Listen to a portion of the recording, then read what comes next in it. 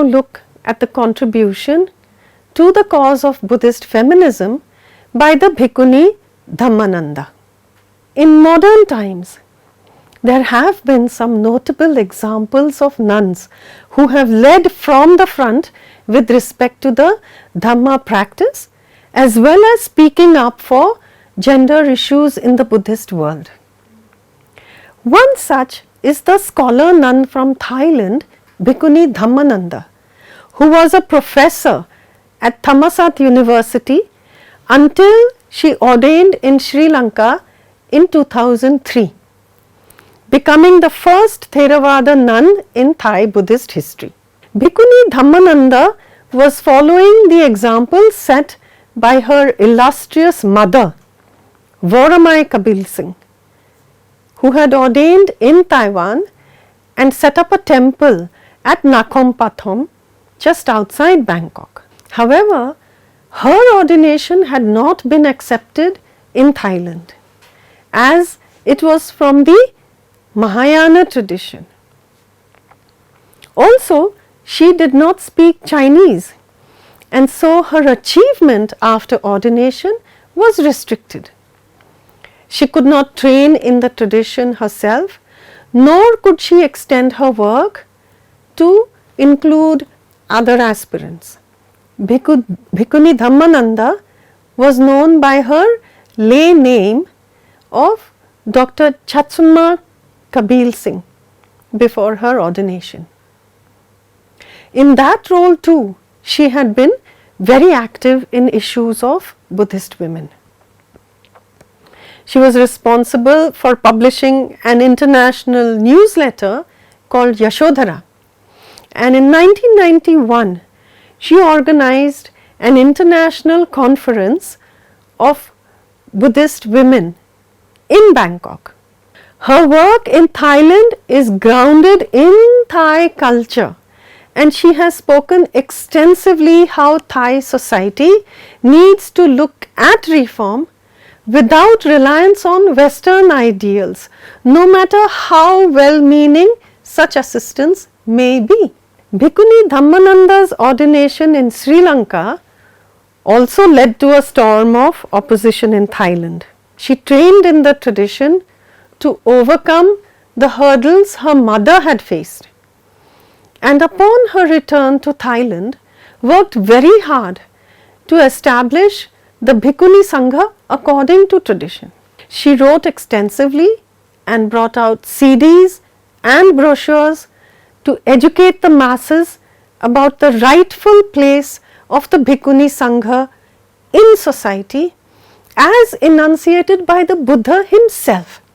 She took great care to follow the Vinaya and established a proper sima or a proper boundary within which the nuns would perform their Sangha Kamma.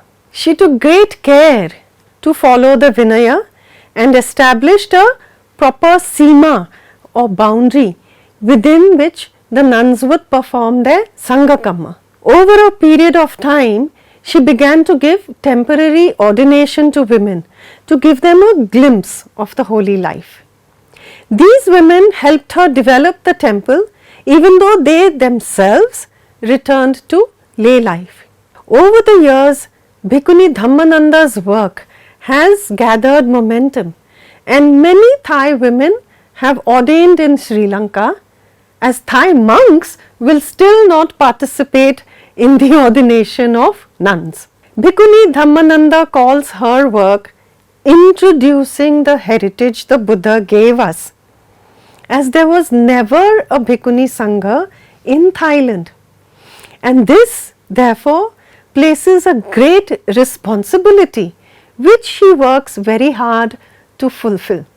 Having studied and published academic work on the Bhikkhuni Pathimokha of different Buddhist traditions, her knowledge of the Vinaya and her energetic efforts to comply with it in all detail has won over the community.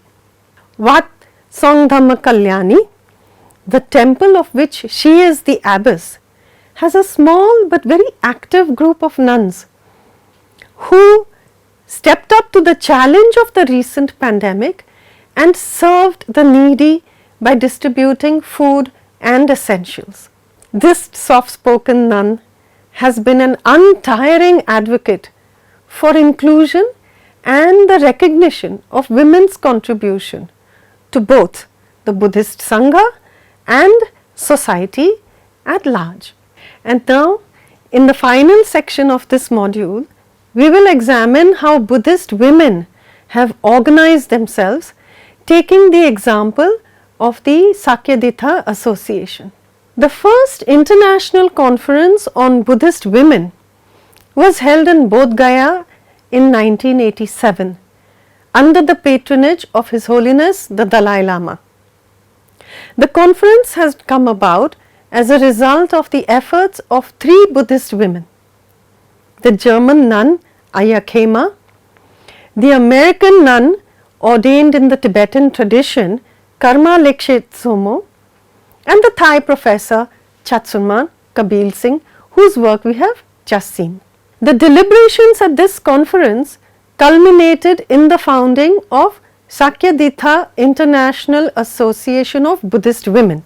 This association draws its name from the Pali and Sanskrit term that was coined at the conference, which means daughters of the Buddha.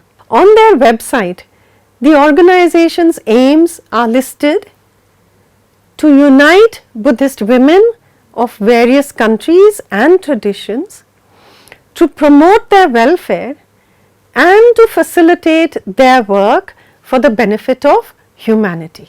Over the years, this association has provided an important platform for women to come together to reduce gender injustice and to awaken women to their potential to contribute to the religious life in their communities. Sakyadhita today has members in 45 countries, and their most visible activity has been the biennial conference that brings together both lay women and nuns from different traditions. They share their work, they reflect on their experiences, and they support projects that will improve conditions for Buddhist women, especially in developing countries. These gatherings have encouraged members to establish retreat centers, education projects, women's shelters, and also initiated translation, research and publication projects. The most important function this association performs is linking Buddhist women with similar initiatives in different countries. This has facilitated cooperation and cultural as well as educational exchange.